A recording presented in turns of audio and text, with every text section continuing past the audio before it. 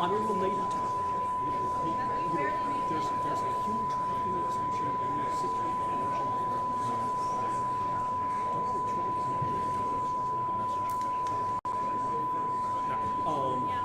that many of feel that immigration restrictions in some way too much. What's your reaction?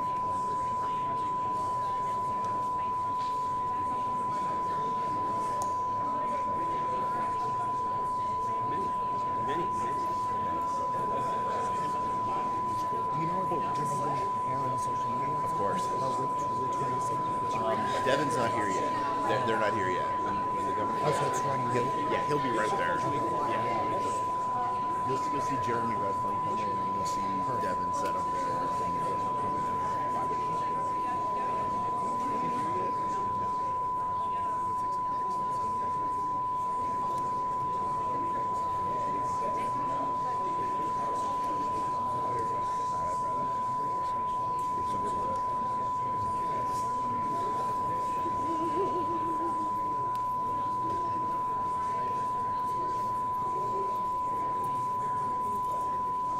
Yeah. Hey, if we can get some of the market,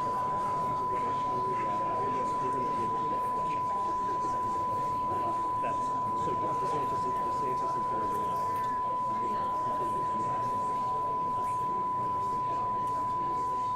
okay, I'm going to type up.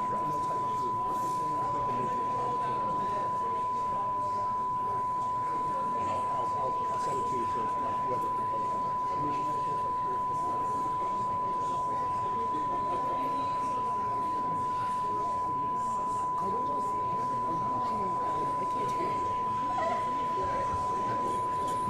Okay.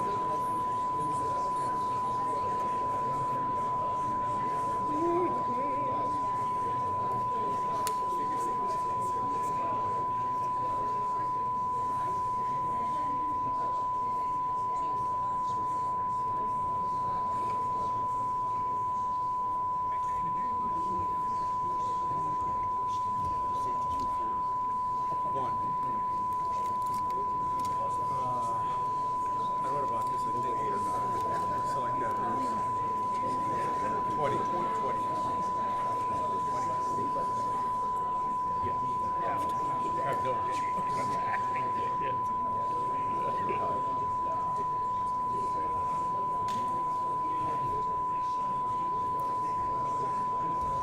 Yeah, but it's expected. It's expected. Well, unfortunately, yeah. Well, I mean, look, you're gonna get people support this election, support one or the other. Florida's expected. Congressional is different. Here's the thing. The reason I say congressional is because they have to work. These people are actually dealing directly with the president. So if they feel they can work better with Trump or DeSantis, I mean, that's like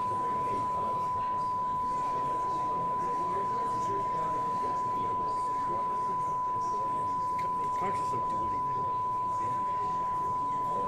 They're also scared of Trump. They're scared. No, dude, you got to change the Constitution. It's not going to happen. That'll also. We're going to bet. Okay, let's do a time frame on when you're going to pay me. When are you going to pay me? When are you going to pay me? We're going to bet. We're going to bet a sandwich. We're going to bet a sandwich.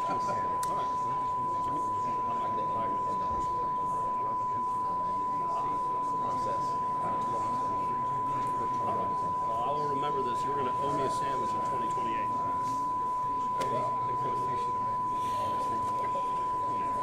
They used to amend it all the time.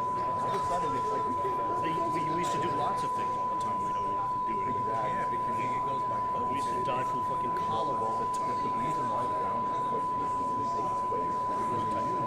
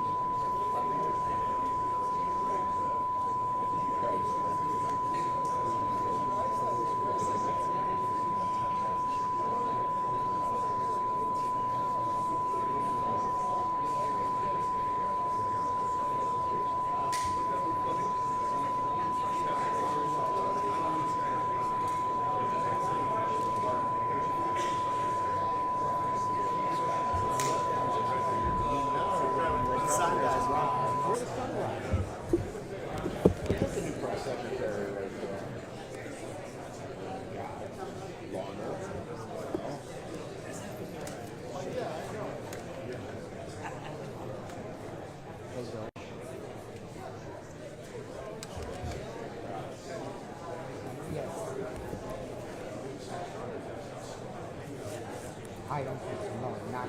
I mean, I have to get out. Yeah, I have to stay outside. Yeah, because he's going to be speaking on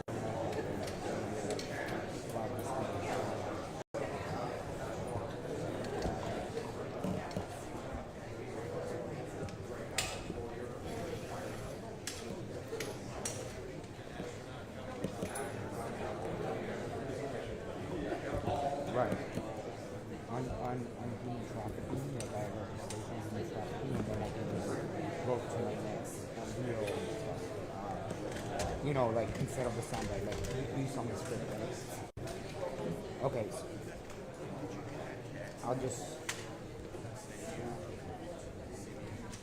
Yeah, we're right here. DeSantis is speaking right now. Here in Lighthouse, he's signing a registration in trafficking. And this comes and I know the celebration that I'm going to take forward on this ending when I go into the other side.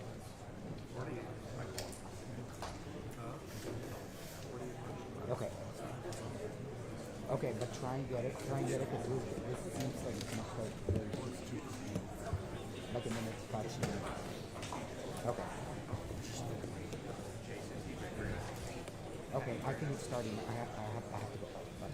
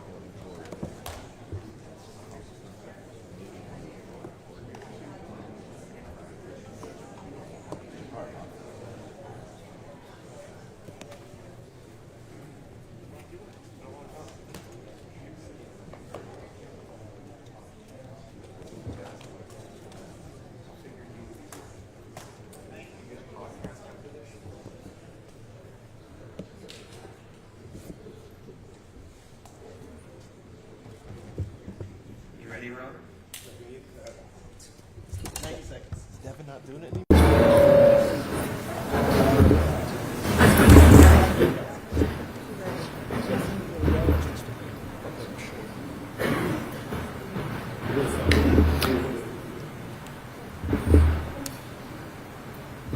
All right, if everybody can silence their cell phones before we start, that would be awesome. We should be starting here any minute.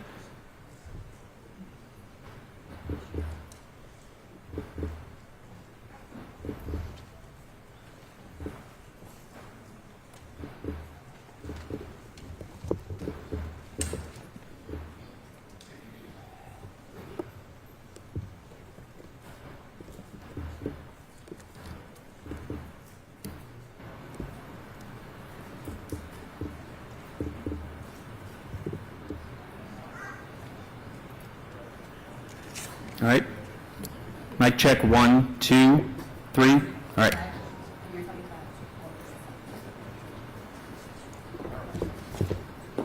Morning.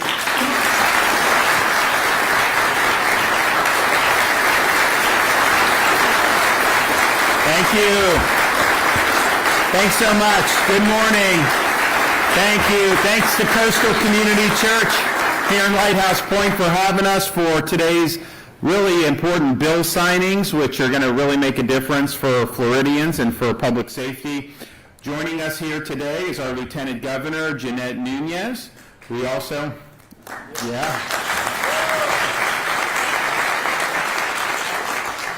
we also have our Attorney General, Ashley Moody. And if you're not following it, under the Attorney General's leadership, Florida is kicking the rear end of the Biden administration in court.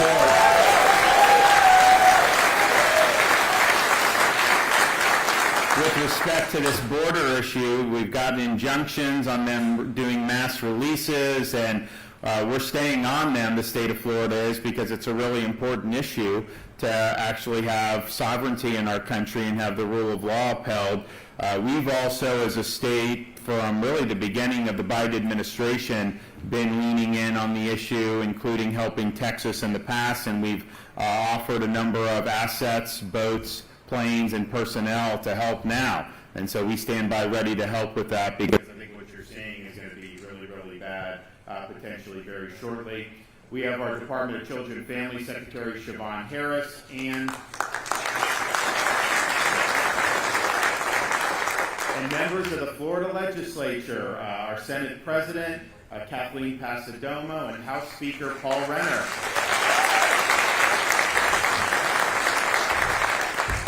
We also have Senator Liana Garcia and Representatives Overdorf and Lamarca, as well as from all the way up in Pensacola, Representative Michelle Salzman. So thank you for your efforts on these bills. We're also joined by Savannah Parvu, who's going to speak about her experience, and Sergeant Thomas McInerney, who's going to speak about his experience. We've been very proud to be a law and order state. We've been supportive of law enforcement, the people that wear the uniform, since the day I became governor. We've never wavered in that. We've never wavered in the idea that people commit crimes, need to be held accountable. We're not going to let the inmates run the asylum in the state of Florida, and partially because of that, and through the hard work of so many people who are working the streets at municipal level, county level, and our state law enforcement agencies, Florida's crime rate's at a 50-year low. And that's not what you're saying in other parts of the country. Last month, I signed legislation reforming Florida's death penalty procedure so that if you have somebody like the shooter at Parkland kill innocent people, that they are more likely to get the ultimate punishment, and one or two jurors can't nullify that sentence. We also authorized the death penalty for pedophiles. That should be available for the worst of the worst, and we're going to continue to make strong stands in those regards.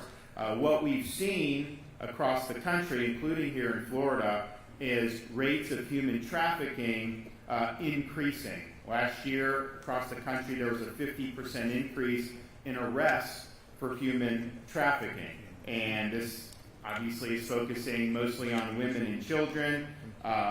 Last year, 72% of all human trafficking victims were illegal aliens, many coming across the southern border. Of course, just getting to the border, there's a whole host of problems that happen with the cartels and with these other people. There's a lot of abuse that takes place, but clearly this border policy of the Biden administration has wrought huge damage to society, and we see that here in Florida and throughout the country. We have done a lot. Obviously, there's federal, local, state with human trafficking specifically, but we've worked hard in the last couple of years on the interdiction of human smuggling and trafficking rings coming into Florida from the southern border, mostly through the I-10 and the Florida Panhandle. And we're proud to have taken a lead on that. It's led to a lot of arrests, a lot of people taken off the streets who were really bad news. We also signed Senate Bill 1808 to fight illegal immigration and require law enforcement to work with ICE to enforce federal immigration laws. Obviously, this administration doesn't want to do that. And then just this past week, we signed SB 1718, which is probably the strongest bill in the country to curtail illegal immigration and include enhanced penalties for human smuggling. And I think it's going to make a difference. Earlier this year, I called, last year, I called the Florida Supreme Court to impanel a statewide grand jury to examine the international smuggling networks that are bringing illegal aliens to the southern border and even into Florida. The most recent report didn't get a lot of media attention, but it should have. And here is one of the lines from the report, quote, "The federal government is facilitating the forced migration, sale, and abuse of foreign children. This process exposes children to horrifying health conditions, constant criminal threat, labor and sex trafficking, robbery, rape, and other experiences not done justice by mere words," end quote. And so the grand juries discovered that more than 250,000 unaccompanied alien minors entered the United States since January 20th of 2021. And then they're shipped off to federal facilities. There's different pressures on how those things are handled. And the bottom line is it's just a rotten system. It's a rotten way to do business, and it's causing harm to a lot of people. So all in, human trafficking across this country is a $150 billion illegal enterprise. And I'm here to say that Florida, we want to use every resource at our disposal to put human traffickers out of business and into jail. And that's why we're here today. We've got a series of bills that I'm going to be signing momentarily that are going to make a difference here in the state of Florida. The first bill is SB 7064 to combat human trafficking and support victims of human trafficking. And so the legislation does a couple things. First, it establishes a civil action against traffickers and allows victims to recover damages from adult entertainment establishments. It's going to serve as a deterrent for some of those people, knowing that now they can be liable in a more direct way financially. The legislation also allows human trafficking victims to receive restitution from the sale of their traffickers' seized property. And additionally, the legislation increases penalties for adult entertainment establishments that exploit minors from a first-degree misdemeanor. It's now going to be a third-degree felony. We understand that there's a lot that end up working in these establishments. So this is something that is important to recognize when we talk about human trafficking. Some people that get forced into this kind of becomes all they know, and sometimes it's hard to get out, even if they ultimately want to. We look at it and say, well, why would someone want to do it? But when you're in those situations, you're treated like that for a long time, you may not have anywhere to go. So this bill requires prostitution and lewdness offenders to attend an educational program that will direct them away from traffickers and toward supportive resources. Also, every officer, when recruited to serve in law enforcement, will be required to receive 4 hours of training in identifying and investigating human trafficking. The bill also requires the University of South Florida to house and operate the statewide data repository for anonymous human trafficking data to evaluate trends and evaluate the effectiveness of state initiatives in combating human trafficking. So that's a lot, and that's only one of the bills. The other bill, another bill, Senate Bill 1690, this will require hotels to follow current human trafficking awareness laws and to enhance protection for the likeliest targets, young children. So under current law, they can kind of follow, and then they get a slap on the wrist and all that. We're done with that. If you are in violation, you have a small period to cure. And every day beyond that you don't cure, you are going to be liable for thousands of dollars in fines every single day. And so I think that will be something that will really, really light a fire and will make sure that these establishments are taking this responsibility more seriously. There's also facilities known as residential treatment centers for children where young people can receive intensive round-the-clock treatment for their behavioral health challenges, including the trauma suffered by victims of human trafficking. This bill requires these facilities to place signs on their premises warning children about the dangers of human trafficking and providing avenues for reporting human trafficking. At children's safe houses, SB 1690 enhances security requirements. It requires safe houses and foster homes to have age-appropriate programming that will help kids identify the signs and understand the dangers of human trafficking and commercial sexual exploitation. The bill also raises the standard of care at foster homes and safe houses for victims of human trafficking. The wounds these victims bear are unique and are traumatic. Foster homes and safe houses need to have appropriate tools in place to meet the moment. We're also requiring the statewide Council on Human Trafficking to conduct a study and make recommendations regarding the regulation of adult safe houses. These safe houses are residential facilities that provide housing and care specifically for survivors of human trafficking. Finally, House Bill 1465. We are taking action to strengthen penalties for the dangerous criminals who prey on these victims. So this bill makes human traffickers eligible for mandatory minimum sentences when they possess or discharge a firearm during the course of their trafficking crime. So if you violently force victims into trafficking in this state, you are going to pay a very, very stiff penalty. So all in all, this is a very strong package of bills. I'm excited to be able to be here to sign these measures into law. There's a lot that went on over the last 6 months in terms of the legislative product that our legislators were able to generate. I commend them for really doing great work, working very hard, and making sure that the things that we set out to do, that we are accomplishing, and then some. All right, so we're going to hear from some folks before I move to sign the bill. So first, we'll hear from our triumphant Attorney General, fresh off these great court victories.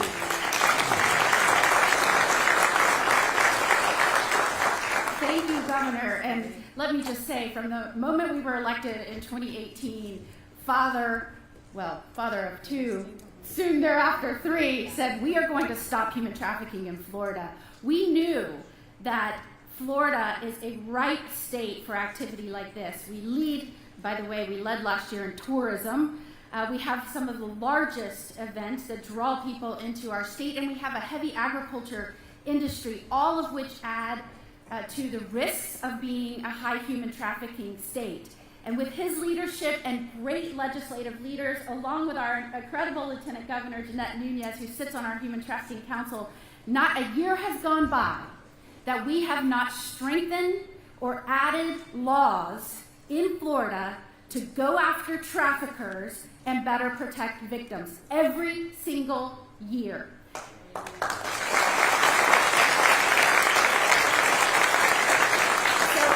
As the Attorney General, but certainly as a mother, I could not be more proud of this state and this governor's leadership.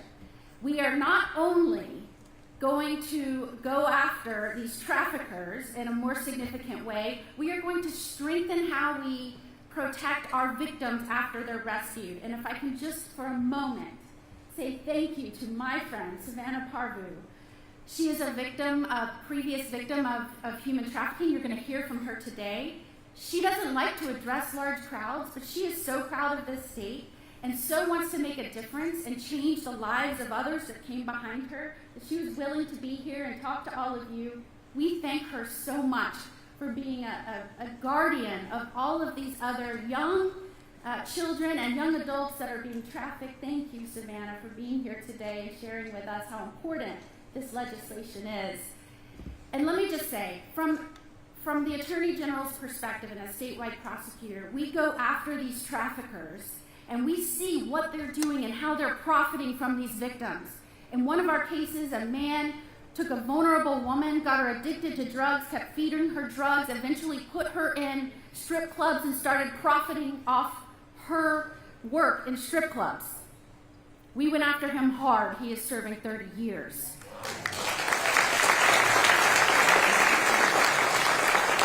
In another instance, young women were smuggled across our border, our wide open border. Now think about this. I'm going to tell you about 8 women. Think about how many this has happened to.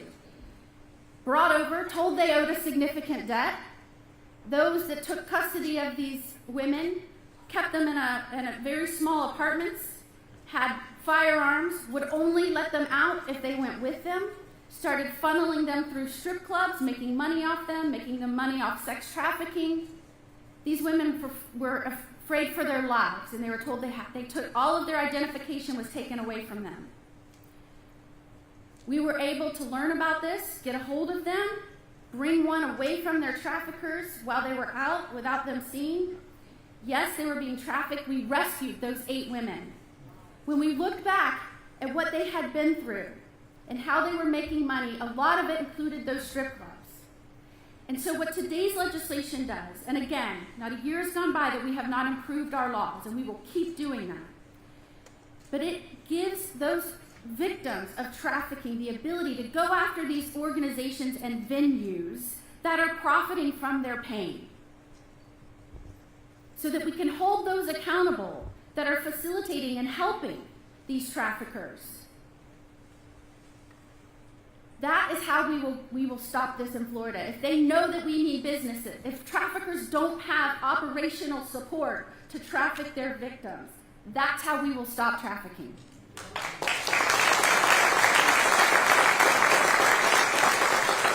So thank you so much for caring about this issue. We're so grateful that we have media with us today that is helping highlight the amazing attention and diligence and perseverance of this great governor as it pertains to human trafficking. I can tell you, I have watched him over the last 5 years, and he's just getting started. Thank you again. Kathleen?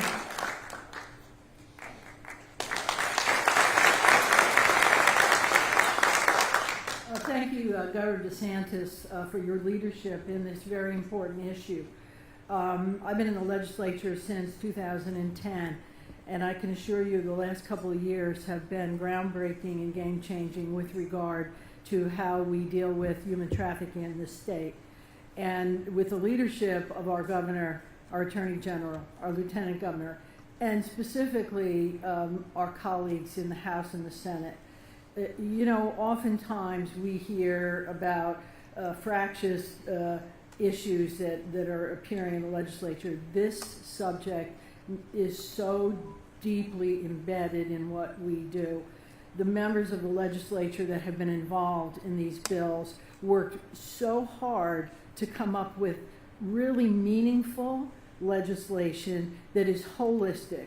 We want to protect the victims, number one priority, working with law enforcement, with stakeholders. We want to protect the victims. Secondly, we are making sure to hold the traffickers accountable. We want to see, you know, I think I've heard the governor say, put them in jail, throw away the key, and lock them up, because that's what has to happen. And so I want to thank the governor for the leadership and starting this process over the last couple of years.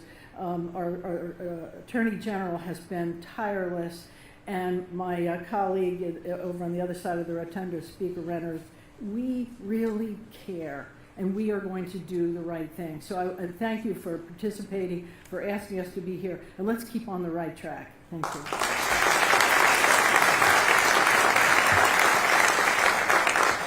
Well, it's great to be with you guys, and unfortunately this is another example where we see the federal government going consistently in the wrong direction, but we have a great governor who's moving Florida in the right direction on issues like this. As he said, you know, we've got hundreds of human traffickers that are coming across our open border and thousands of new human trafficking victims, which is absolutely tragic. But here today, with the governor's leadership, we're doing something about it. I want to make sure to recognize my House colleagues that were involved. Toby Oberdorf, if you would stand up.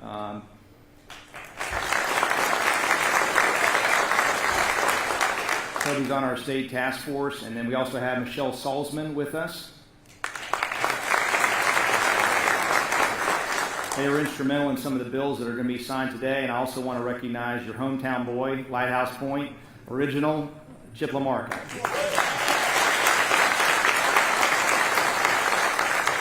So this bill will give our law enforcement the resources they need, and of course, separate from this bill, we have invested and given honor and love to our law enforcement like no other state. This is the best state in the country for our law enforcement, and because of that, we have the resources and the dedication to make sure we take down these human trafficking rings, but also to give the tools to the victims, not only to have redress to their traffickers in the way of a litigation option, but also counseling, a safe place for that long road back to a normal life and coming out of that horrible, horrible situation. And as the Attorney General said, we will not quit.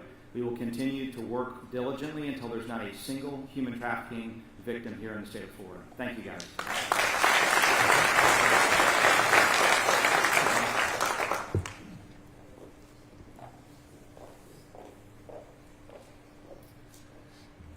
Thank you, Governor DeSantis. It's an honor to be here for the signing of this momentous legislation.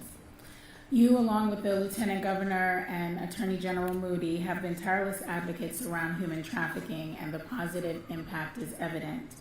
As a mom and as the secretary of a department that plays such an important role in supporting survivors, I am immeasurably grateful for your leadership in this area. I'd also like to thank all of the legislators who worked on these bills and ensured that they made it to the finish line. At DCF, we take seriously our role in protecting Floridians from human trafficking and ensuring victims receive the recovery services they need to not only survive, but to thrive. Human trafficking is a heinous crime, and its perpetrators generally prey on more vulnerable individuals. In Florida, our elected leaders have maintained a strong and clear message that Florida is no home for traffickers, and for almost 2 decades, we've led the nation in passage of laws aimed at bringing these perpetrators to justice and supporting survivors. Today is a celebration of that history and forward momentum. I'd also like to take a moment to thank the multitude of survivors who shared their stories. Their immense bravery has increased attention on this topic and is making a difference. In 2014, DCF was authorized to certify safe houses and safe foster homes for children, helping to ensure human trafficking survivors have a place to stay while they receive critical recovery care.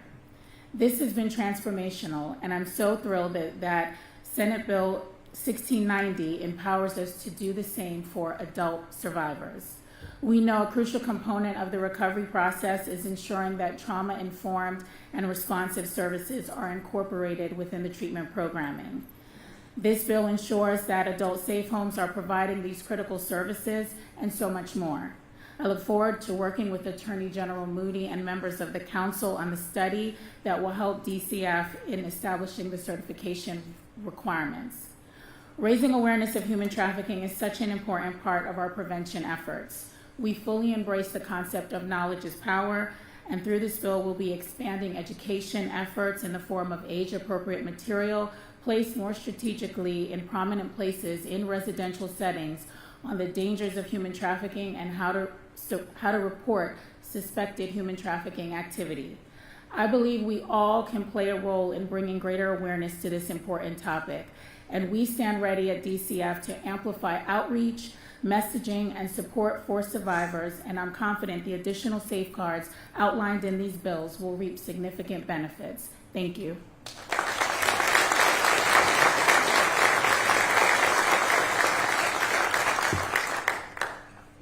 My name is Savannah Parview, and I am a survivor of human trafficking. I grew up in Central Florida, and both of my parents were drug addicts and alcoholics. And I can remember back before I even started kindergarten, I was always told that I'm not supposed to talk about what happened at home or I would be taken to a bad place. And I never knew what I wasn't supposed to talk about or what the bad place was, just that I couldn't talk about anything that happened at home. My father had a stroke that left him disabled when I was 9, and after that my mom got involved with more drugs, and she would do anything she had to do to get her drugs. She would go out and steal stuff at night, and then she eventually started prostituting herself for her drugs. And she was always very open with me about what she was doing, because I guess she felt that was better than keeping it from me. But I would go with her sometimes, and I would wait in the car, or I would wait for her to be done, because I always wanted to be with her, because I never knew when I went to sleep at night if she would be there when I woke up or when she would be coming back. And there was a time when I was 11 that I went with her she was going to prostitute herself, and her drug dealer offered her a $10 piece of crack for me instead of for her. And so she told him that was fine, he could do whatever he wanted, so he took and sold me to other people and gave her a $10 piece of crack. And after that, I began being sold on a regular basis to where she would get her crack and he would take and sell me to other people, either at his house or other people's houses. When I was 12, I started being sold out of a hotel in Central Florida. We went to the same hotel lot, and the staff there actually assisted him by allowing people in the room so that he didn't have to stay there with me. So they knew what was happening, but they never did anything to help me. I was trafficked on a regular basis between the age of 11 and 13. And then I watched both of my parents try to commit suicide when I was 13, and I was placed in foster care. And after that, I started cutting myself because I wanted to know what it felt like when my parents tried to commit suicide. And back then, cutting wasn't as common as it is now, so I was placed in group home after group home and eventually placed in a residential treatment center for kids in foster care. And once I got there, I found out that the staff were friends with my traffickers, so I continued to be trafficked while I was in foster care. And so off and on, between the ages of 11 and 26, I was trafficked. And I didn't get help until I learned what human trafficking was, and that what happened to me was human trafficking, and that I wouldn't be in trouble for it because that's what I was always told, that it was my fault and I would be in trouble. And so I finally got the help that I needed, and I now share my experiences, as Attorney General said, so that other people don't have to go through what I did, and to help change things that could have helped me, such as the hotel legislation, the training that that I helped get passed in 2019. That was great, but the hotel that I was trafficked at when I was 12 has been in violation of that law for at least 5 times in the last 2 years that it's been in law. So it's still happening at the same place that I was trafficked at. And I look forward to continuing to share my experiences to be the person that I needed when I was younger. Because I remember wanting to know somebody who had been through something similar to me and was doing well, because I didn't think it was possible. So now it is my goal to be that for other people.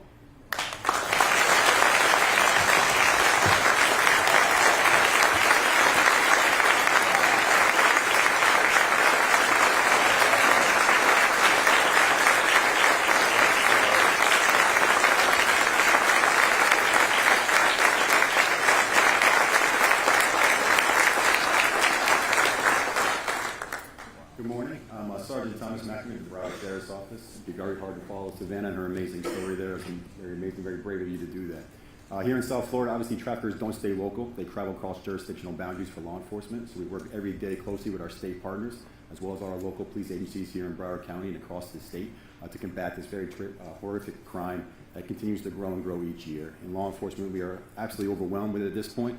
We continue to grow. We appreciate the governor's support, the Attorney General's office, and our state representatives with passing these bills today that are greatly going to assist us in our efforts to combat human trafficking and identify the victims and rescue them out there.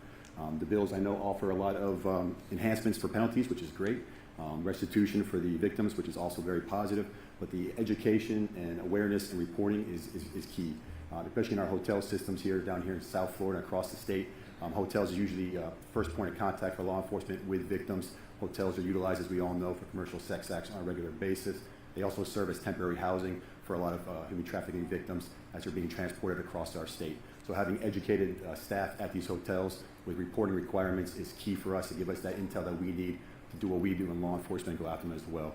Also with the group homes and the foster care systems, obviously traffickers prey on the most vulnerable victims we have out there, and a lot of our children inside this system, unfortunately, are vulnerable, and the traffickers prey on them. But they're very targeted grooming tactics. So again, the awareness and education component there is key. A lot of times these group homes can become recruiting grounds for human trafficking, as Savannah discussed earlier. So this bill will definitely help us in those efforts. I will say that the men and women in law enforcement that are dedicated to this very unique investigation are extremely passionate. They dedicate their lives to it, and we'll do everything we can in law enforcement to continue to fight, identify the victims, and arrest those that are responsible for it. So thank you very much.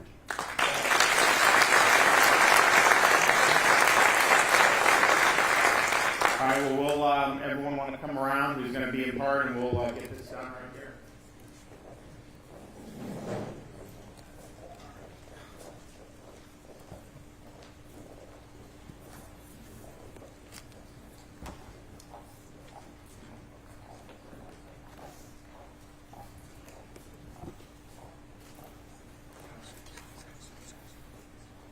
Everyone up here? Anyone else? Okay. Today's the 16th.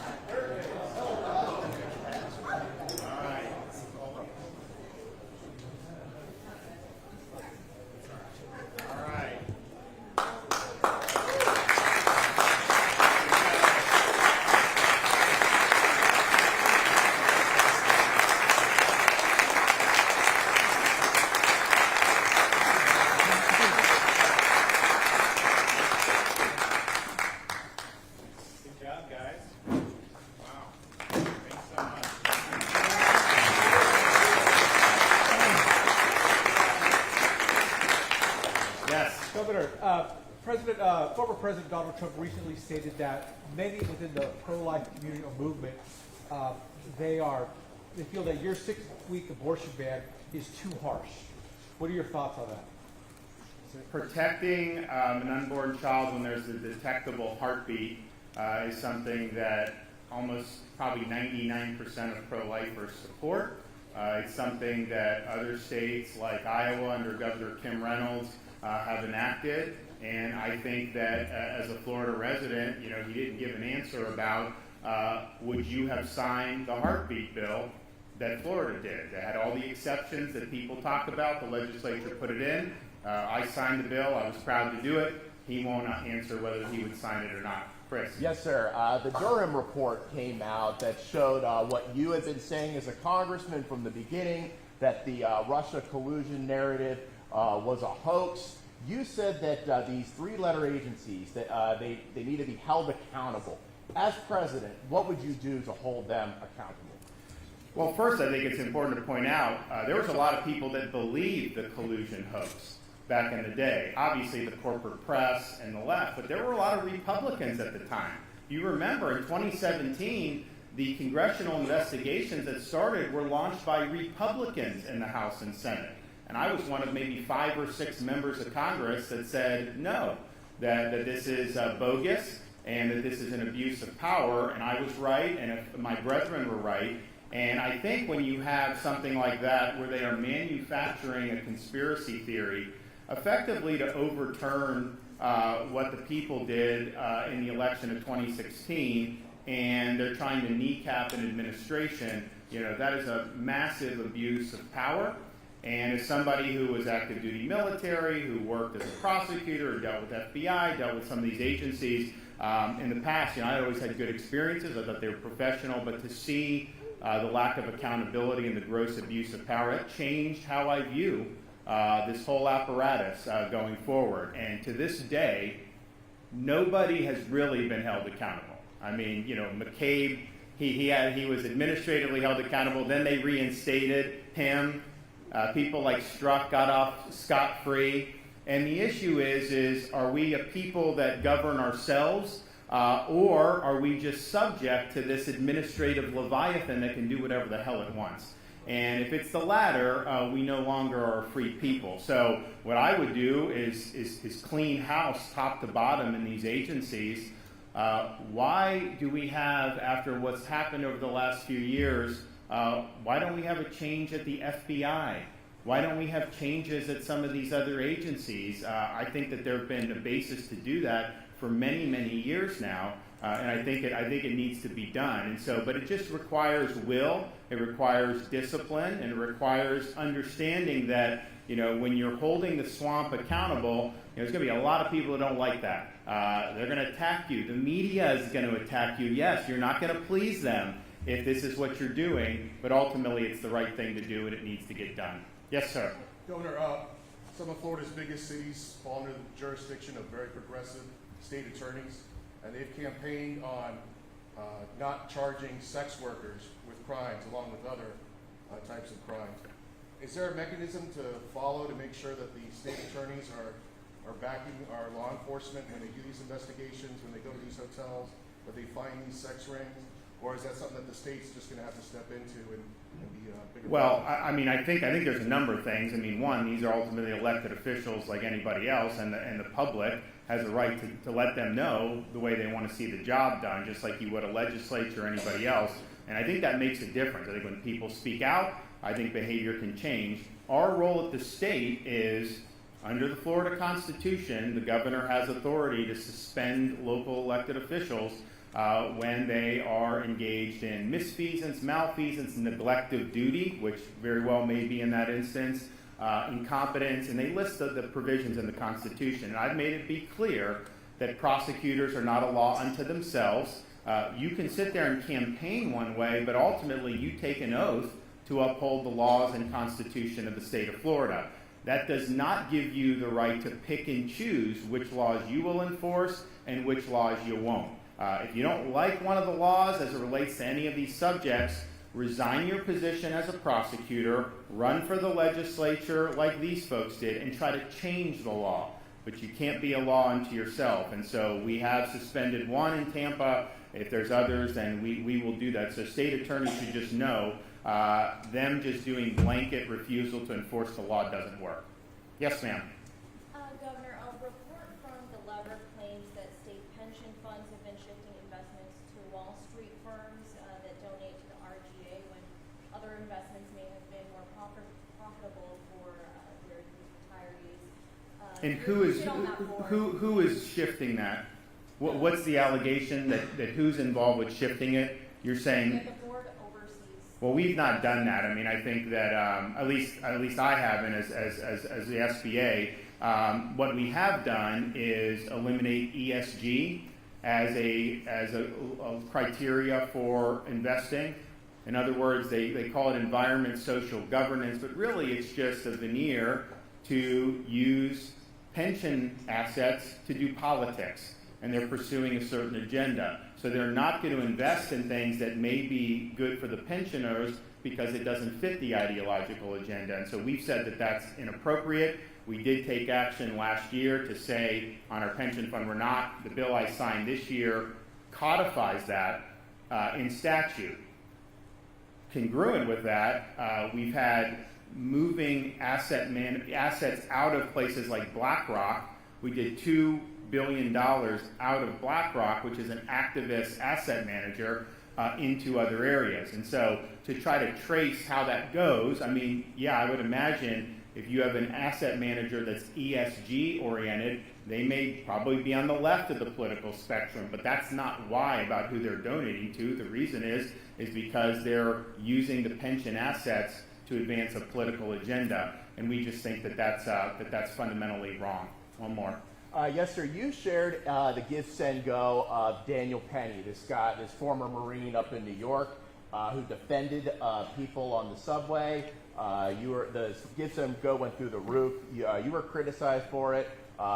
President Trump said he wasn't going to say anything about it yet, but a lot of people believe this man is a hero.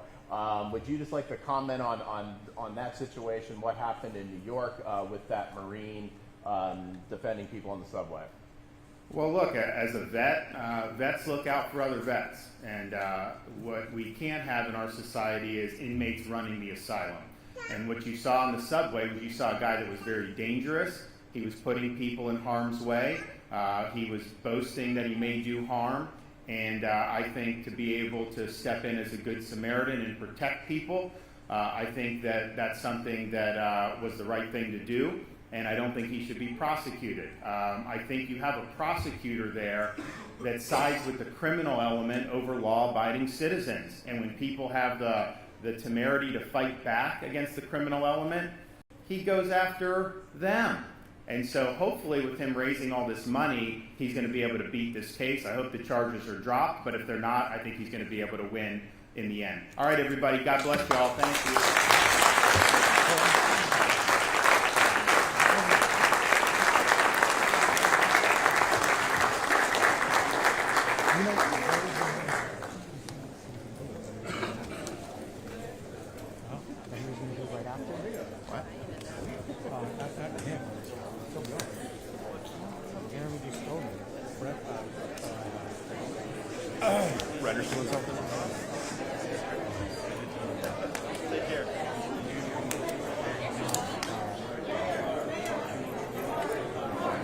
What is Brennan doing? I don't know. What?